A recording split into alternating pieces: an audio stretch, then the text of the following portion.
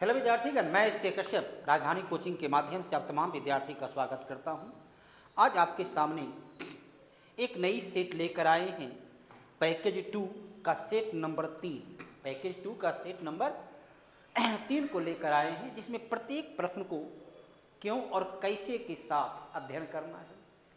राजधानी कोचिंग वो एक ऐसा मंच है जहां यदि आप अपने से क्वेश्चन बनाते हैं घर पर तो एक बार में केवल एक क्वेश्चन बनता है, जबकि राजधानी के मंच से आप जुड़ जाते हैं तो हर एक क्वेश्चन पर 2 से 4 क्वेश्चन को हल करने में आप सक्षम हो जाते हैं। जहां हर प्रश्न यदि संभव हो उसके हर विकल्प को आधार बनाकर एक क्वेश्चन के रूप में आपके सामने जानकारी दी जाती है। अब पहला क्वेश्चन तो स्टैटिक जीके का है कि कौन सा देश हाथियों का देश कहलाता है। कौन सा देश जो है हाथियों का देश कहलाता है, तो लाओस को हाथियों का देश के नाम से जाना जाता है। म्यांमार अर्थात बर्मा, म्यांमार अर्थात बर्मा को किस जानते हैं, तो बर्मा को जाना जाता है। वहाँ पर जो है जो मंदिर है बौद्ध मंदिर, तो बौद्ध मंदिरों के रूप में उसे जाना जाता है, जैसे कि स्वर्ण पैगोडा के नाम से भी उसे जानते हैं। वियतनाम वो देश है जो कि अमेरिका जैसे शक्तिशाली देशों से संघर्ष के लिए इतिहास के पन्नों पर उसे याद किया जाता है।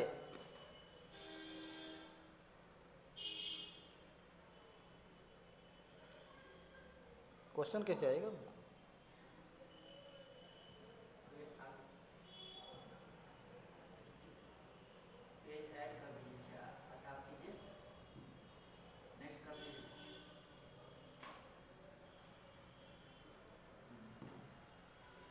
निम्नलिखित में किसे शासन काल में तर्मसरीन के ऋतु में मंगोलों ने सिंध पर आक्रमण किया।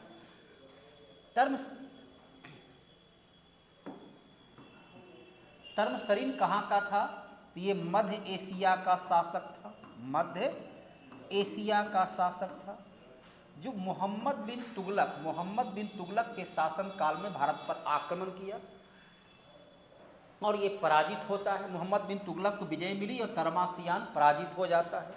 मोहम्मद बिन तुगलक का शासन काल है 1325 से लेकर 1351 तक मोहम्मद बिन तुगलक का शासन काल है। मोहम्मद बिन तुगलक को इतिहास के पन्नों पर पागल सुल्तान के नाम से जाना जाता है। अलाउद्दीन खिलजी का शासन काल है 1296 से 1316 ईस्वी। अलाउद्दीन खिलजी ने अपने विजय के कारण अपने को सिकंदर सानी अर्थात द्वितीय सिकंदर से संबोधित किया। बलबन जिसका शासनकाल 1266 से लेकर 1286 तक है, ये गुलाम वंश का सबसे शक्तिशाली शासक जिसने अपने को जिले इलाही से संबोधित किया। इल्तुतमिश इसका शासनकाल 1210 से लेकर 1236 ईस्वी है। इसे गुलाम वंश का वास्तविक संस्थापक के नाम से जाना जाता है। जैन धर्म के संदर्भ में निम्नलिखित में से कौन सा कथन असत्य है? जैन धर्म, महावीर जो है 30 वर्ष की अवस्था में गृह को त्याग दिए, अपना बड़ा भाई नंदीवर्धन से अनुमति लेकर 30 वर्ष की अवस्था में ये गृह को त्याग दिए। महावीर का बचपन का नाम क्या था? बचपन का नाम था वर्धमान। महावीर की माता का नाम था त्रिशला। महावीर के पिता का नाम था सिद्धार्थ। महावीर की पत्नी का नाम था यशोदा। महावीर की पुत्री का नाम था अयोनिजा प्रियदर्शिनी। 30 वर्ष की अवस्था में गृह त्याग दिए। महावीर कैवल्य द्वारा सुख दुख पर विजय प्राप्त करने के कारण महावीर को जिन अर्थात विजेता, जिन मतलब होता है विजेता, जो अपने कर्म इंद्रियां, ज्ञान इंद्रियां और मन 11 पर विजय प्राप्त किया, इसलिए इनके अनुयायी को जैन कहा गया। सही है। जैन धर्म प्रदेश की भाषा क्या थी? प्राकृत भाषा में ये अपना उपदेश देते थे। जैन धर्म के धार्मिक साहित्य को आगम के नाम से जाना गया। जैन धर्म में मूर्ति पूजा होती है, ये लाइन क्या है, गलत है। जैन धर्म में मूर्ति पूजा की जाती, भगवान महावीर का मूर्ति देखे होंगे। जैन धर्म जो है मूर्ति पूजा किया करते थे। जैन धर्म हिंदू धर्म के आत्मा और पुनर्जन्म, जैन धर्म जो है हिंदू धर्म का आत्मा, पुनर्जन्म इन दोनों पर विश्वास व्यक्त किया है। जैन धर्म के प्रथम तीर्थंकर ऋषभदेव, जैन धर्म के प्रथम तीर्थंकर ऋषभदेव को माना गया है। महावीर जैन धर्म के 24वें और अंतिम तीर्थंकर थे। सर्वोच्च न्यायालय में तदर्थ एडहॉक, तदर्थ न्यायाधीश अनुच्छेद 127 के आधार पर, अनुच्छेद 127 के आधार पर राष्ट्रपति सर्वोच्च न्यायालय में तदर्थ न्यायाधीश नियुक्त करते हैं। किसे?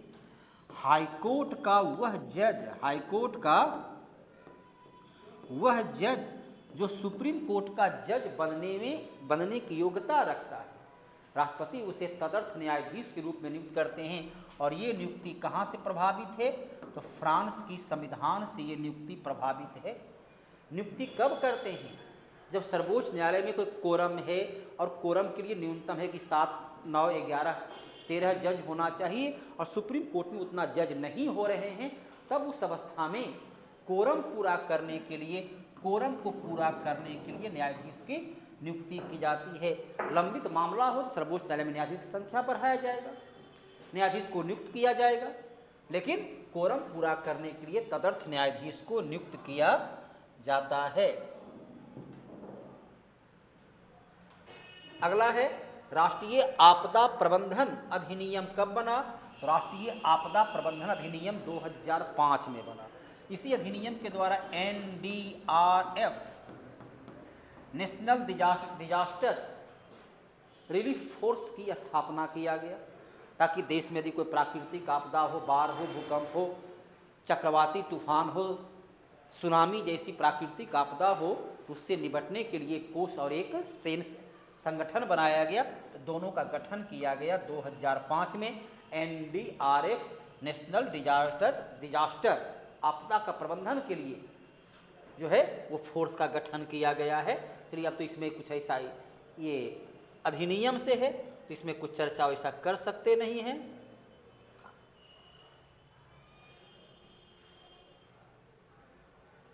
चलिए, अगला प्रश्न है, विजयनगर साम्राज्य में भूमि राजस्व को कहते हैं। विजयनगर साम्राज्य की स्थापना 1336 ईस्वी में हरिहर और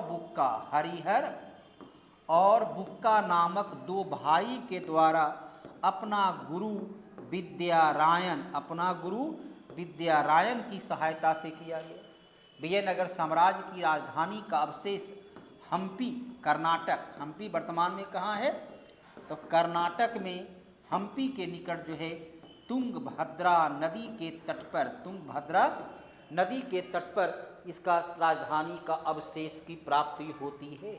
अब देखिए, ऊपरी कर क्या है? ऊपरी कर जो है ये गुप्त काल में लिया गया भूमि कर था, ये गुप्त काल का था। भोग ये वैदिक काल का था, ये जो है वैदिक काल का वैदिक कर था, ये वैदिक कर है। शिष्ट नामक कर जो है, जो भू राजस्व के रूप में भारतीय क्षेत्र में सबसे बड़ा इनकम का स्रोत था। भू राजस्व जो उपज का 1/6 हुआ करता था। हिंदू शासन काल में 1/6 और मुस्लिम शासन काल में 1/3 न्यूनतम हुआ करता था। भारत में वित्त आयोग अनुच्छेद 280 के आधार पर वित्त आयोग का गठन किया जाता है। वित्त आयोग का कार्यकाल 5 वर्ष का होता है। वित्त आयोग में 1 अध्यक्ष और 4 सदस्यों की संख्या 5 होती है। वर्तमान समय में 16वां वित्त आयोग का गठन किया गया, जिसके अध्यक्ष हैं अरविंद पन गरहिया। वित्त आयोग का काम क्या है? केंद्र और राज्य के बीच राजस्व का बंटवारा करना। जो इनकम प्राप्त होती है आय कर से, उत्पाद कर से, उस कर में कितना पैसा राज्य को दिया जाए, केंद्रीय राजस्व में से राज्य को हिस्सा दिया जाए ताकि राज्य का भी विकास हो। ये क्या है, संघ और राज्य के मध्य राजस्व के वितरण की सिफारिश करना। अनुच्छेद 281 के आधार पर यह अपना सिफारिश राष्ट्रपति को देते हैं और राष्ट्रपति इसकी रिपोर्ट को लागू करते, जो 5 वर्ष रहता है। बजट तैयार करना किसका काम है? ये तो वित्त मंत्रालय का काम है, ये वित्त मंत्रालय का काम है। राष्ट्रपति को वित्तीय मामले में सलाह देने के लिए तो मंत्री परिषद, राष्ट्रपति को सलाह देने के लिए चाहे किसी प्रकार का हो तो मंत्री परिषद है। संघ राज्य के विभिन्न मंत्रालय विभाग के लिए निधियों का आवंटन करने का काम किसका है? तो ये तो वित्त मंत्रालय का काम है। उसके काम के लिए क्या और कितना धन दिया जाए। कौन सा पर्वत सबसे लंबी है? दुनिया की सबसे लंबी पर्वत दक्षिण अमेरिका, सबसे लंबी पर्वत जो है दक्षिण अमेरिका का एंडीज पर्वत है, जो 7000 किलोमीटर लंबा है। दुनिया की सबसे लंबी पर्वत एंडीज पर्वत है। ये मुर्दार पर्वत, ये कैसा पर्वत है? यह मुर्दार पर्वत या बलित पर्वत, मुर्दार पर्वत या बलित पर्वत का उदाहरण है। रॉकी पर्वत कहाँ है? तो रॉकी पर्वत उत्तरी अमेरिका, रॉकी पर्वत जो है उत्तरी यूएसए में है। एटलस पर्वत कहाँ है? तो ये अफ्रीका महादेश में है। हिमालय पर्वत भारत में है, तो 2400 किलोमीटर लंबा है।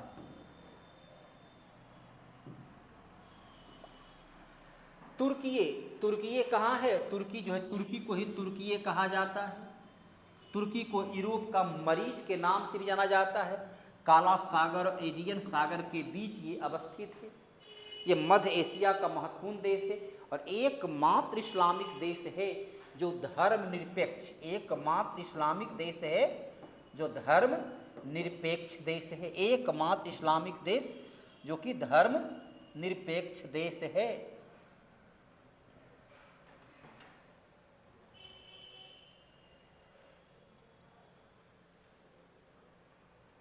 चलिए अगला है, किसी व्यक्ति को एक ही मामले में दोबारा संकट में नहीं डाला जाएगा।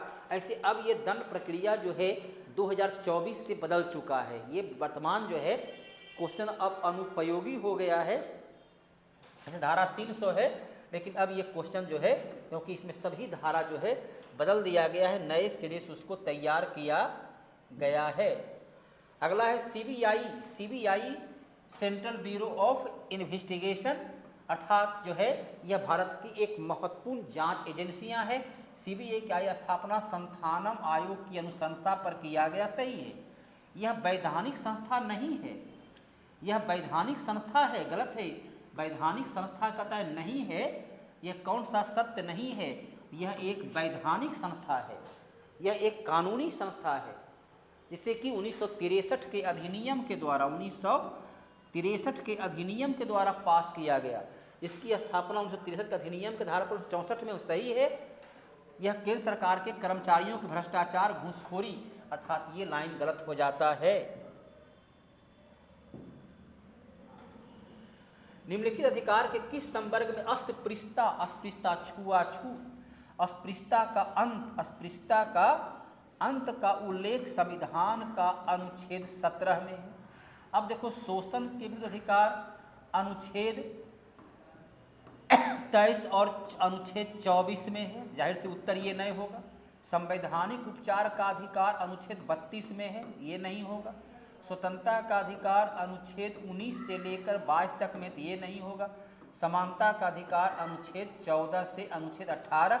अब देखो ये 17 में है, तो समानता का अधिकार अनुच्छेद 17 कहता है कि जाति के आधार पर किसी प्रकार का कोई भेदभाव नहीं किया जाएगा। किसी सार्वजनिक स्थल पर, शिक्षण संस्थान में, स्कूल में, कॉलेज में कहीं भी भेदभाव नहीं किया जाएगा।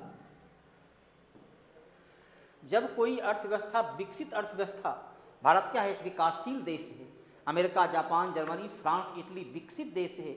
विकसित और विकासशील का क्या होता है? विकसित देश में प्रति व्यक्ति आय, पीसीआई, पर कैपिटा इनकम क्या होती है? अधिक होती है। जबकि विकासशील देश में कम होती है। विकसित देश में लोग कृषि पर कम लोग आश्रित होते हैं, विकासशील देश में कृषि पर निर्भरता अधिक होती है। विकसित देशों में सेवा और तकनीक की प्रधानता होती है, तकनीक की प्रधानता होती है, तो विकासशील देश में प्रधानता नहीं होती है। सेवा क्षेत्र में अपेक्षाकृत तीव्र गति से बढ़ाव होगा, सही है। जीडीपी में कृषि का योगदान, ये लाइन गलत है। जीडीपी में कृषि क्षेत्र का योगदान जो है बढ़ता नहीं है बल्कि घटता है। अब देखो भारत में 1950 की बात करें तो कृषि क्षेत्र का योगदान 55.40% था और 2023 में यह 18.1% रह गया। प्राथमिक वस्तु के निर्यात में कम तथा विनिर्मित वस्तु के निर्यात में वृद्धि होती है।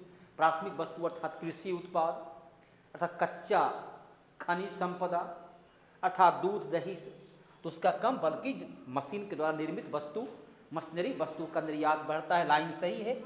आंसर क्या हो गया? बी।